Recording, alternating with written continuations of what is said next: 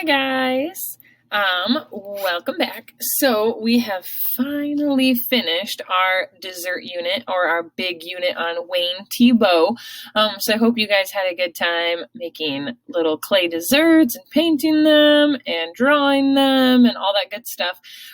This week we are starting what is usually one of my fourth graders' all-time favorite art projects, and that is our Chinese dragon project. So over the next couple of weeks, we are going to be practice drawing dragons using Art Hub for Kids. I have found that's the easiest way to learn how to draw a lot of different dragons, and then it helps us to be more prepared to draw our final dragon. So in about 3 weeks, we are going to draw our own dragon using some of the ideas or techniques that we learned, and we're going to draw it actually on watercolor paper. So if you don't have watercolor paper, that's fine. If you have heavy white paper, it will work. If you want watercolor paper, I can put a piece in the office for you. Or, like I said, it's not going to be about 2-3 weeks until we start that watercolor step. So you've got a couple weeks. If you're interested and want to just go out and get your own, you can. I know you can buy it by the sheet at Hobby Lobby. Or you can buy it in a fairly inexpensive pack at Hobby Lobby, Walmart, Meijer, Michaels. So if you're interested and you want your own, go ahead. If you want me to drop some in the office for you, I can happily do that for you as well. But that's just kind of give you a heads up of what we're going to be doing the next couple weeks so that you guys can kind of plan ahead. The next 2 weeks, all you're going to need is pencil and a paper. And it can just be scrap paper, it can be notebook paper, whatever you have laying around. That's all we're going to be doing is practicing. So we don't need anything fancy for the next 2 weeks, okay? But before we get started, I want to teach you guys a little bit more about Chinese dragons and why they are so important to Chinese culture. So in ancient China, we know that magical dragons exist only in imagination and myth. They are mythical creatures. What does that word mythical mean? Okay, so it means that they are invented or made up based on stories and legends. So they don't actually exist. So dragons are mythical creatures. They're not real. They never were real. Kind of like unicorns and the Loch Ness Monster, different things like that are creatures that have been invented by imagination and stories. Okay, so today we know that magical dragons exist only in imagination and myth. They're mythical creatures. But in ancient China, the people firmly believed that the dragons were real and powerful. The dragon was a sign of the emperor. So years and years and years and years ago, the Chinese people actually believed that dragons did exist. They didn't, but they believed that they did. And they believed that they were real. They believed they were powerful, and it was also the sign of their emperors, so their leaders. Over time, the dragon became a nickname for China. Okay, moving on. There we go. In ancient China, dragons were thought to be wise, caring, and a bit mischievous. What does that word mischievous mean? Okay, so mischievous means that they get into trouble. They can kind of be naughty at times. They did not breathe fire. The original Chinese dragons actually did not breathe fire. But if you want yours to breathe fire in your final drawing, that is totally fine with me. I just wanted you guys to know that in ancient China, the original dragons did not breathe fire. It's just a fun fact. It's not like, oh, you cannot draw a dragon with fire. It just means that if you want it to be a true Chinese dragon, it doesn't breathe fire. It's just a fun fact. Okay, so they had personalities and they had magical powers. So they had flaws, they had strengths, they had weaknesses, they had magical powers. So they had personalities. So some of them were brave or caring, and you guys will get to see each dragon and what its different personality is or its personality traits. They could appear and disappear whenever they wanted.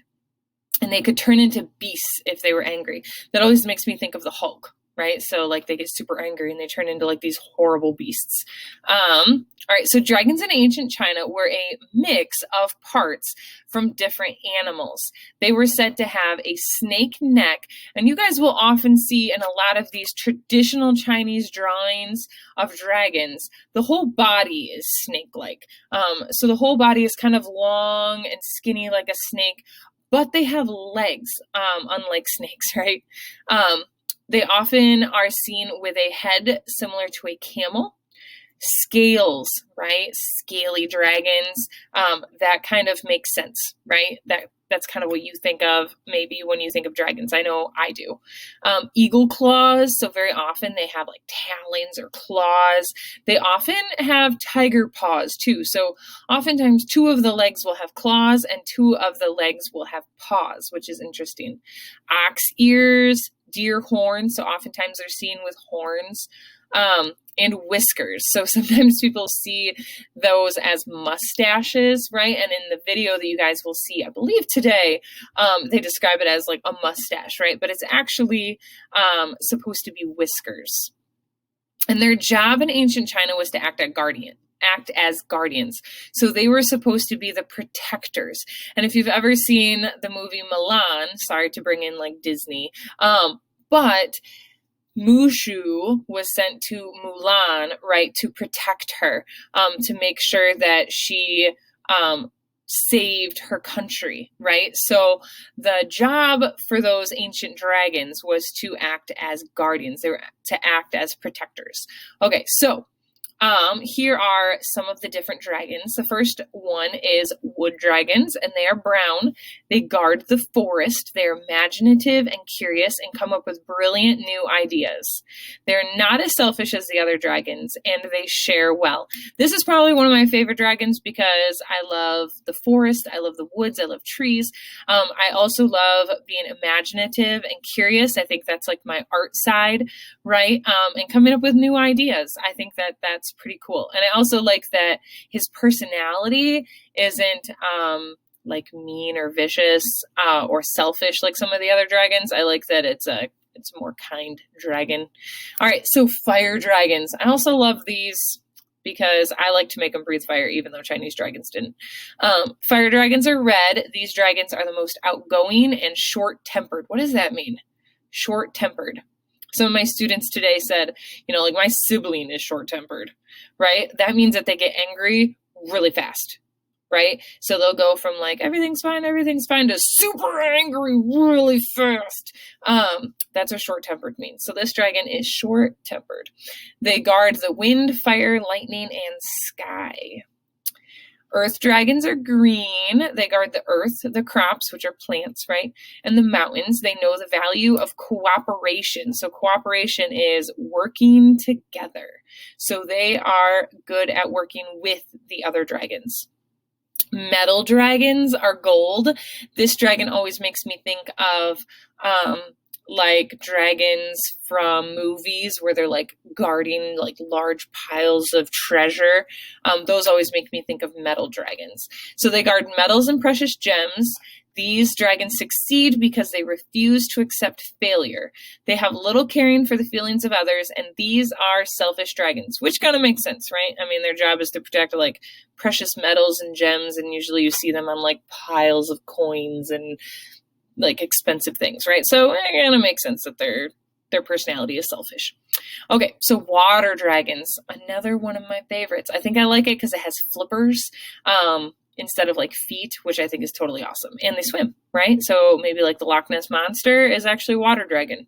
Who knows? So they guard rivers, rains, wells, and water, and they get along well with people.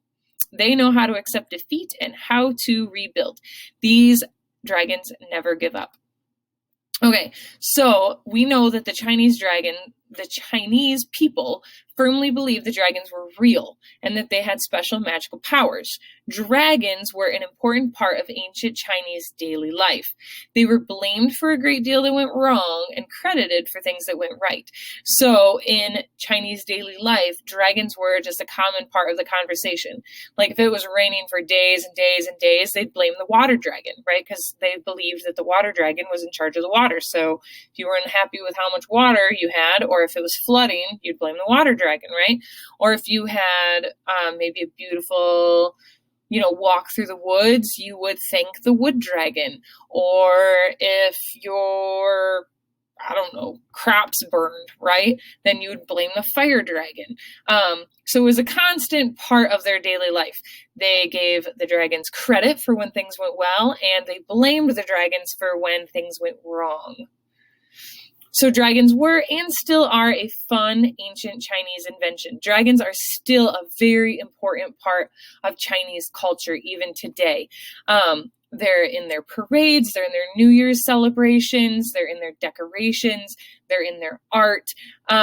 Dragons are a very, very important part of Chinese culture, which is why we're learning about them, because it's always fun to learn about other cultures and what kind of symbols and ideas are important in their culture. And dragons are an important part of Chinese culture.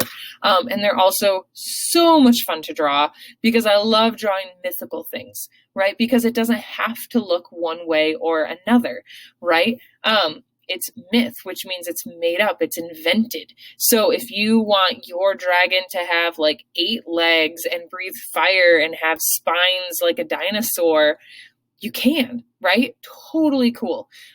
Which is why I like it, because I think we can use our imaginations a lot with this one. Okay, so do magical dragons really exist? Sadly, no. Did they ever exist? No, unfortunately, they didn't ever exist, even though they were believed to exist. All right, so what is your favorite dragon? I already kind of mentioned a few of my favorites from some movies and books that I've read. So in some books, movies, what are your favorite dragons? Or maybe it's one of the ones that you just saw in the slideshow.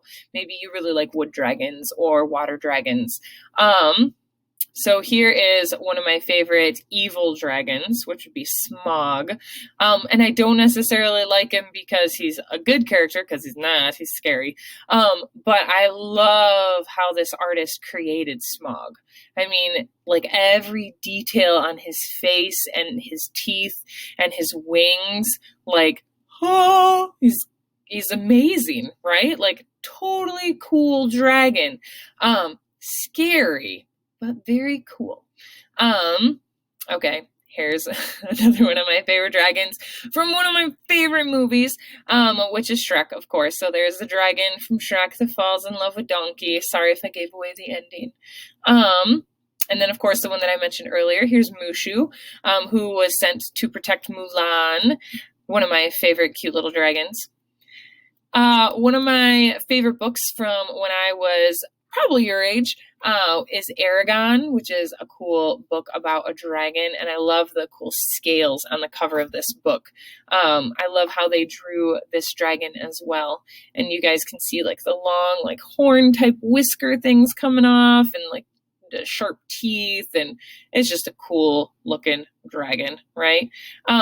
So I'm curious to hear what some of yours are. So below on your Maven card in the comment section, you guys can go ahead and tell me. Maybe you've watched a movie or read a book lately with a dragon in it. Let me know what your favorite dragon is. And then I have a couple YouTube videos from Art Hubs for Kids. One is really easy and one is really hard. So don't give up. Try your best. Even if it's really hard and yours does not turn out like the video, that's okay, right? This is day 1 of drawing dragons. So do I expect you to be perfect on your first try? Absolutely not. But I do expect you to try. Nobody's going to see these except for me, okay? So don't worry about it if it doesn't turn out great. I'm not worried about it. Feel free to add color at the end if you really like how your dragon turned out. Feel free to change it. Like the first dragon, the really easy one, they do not draw it with legs. So if you want to add legs to your dragon, go for it. On the second one, he gets real carried away with details. So if you don't want to do all the details that he does, or you want to try some, Do it. Challenge yourself. Don't give up. And I will see you guys next week for a couple more dragon drawings. And then, like I said, the week after that, we will do our finals. Alrighty. I'll talk to you soon.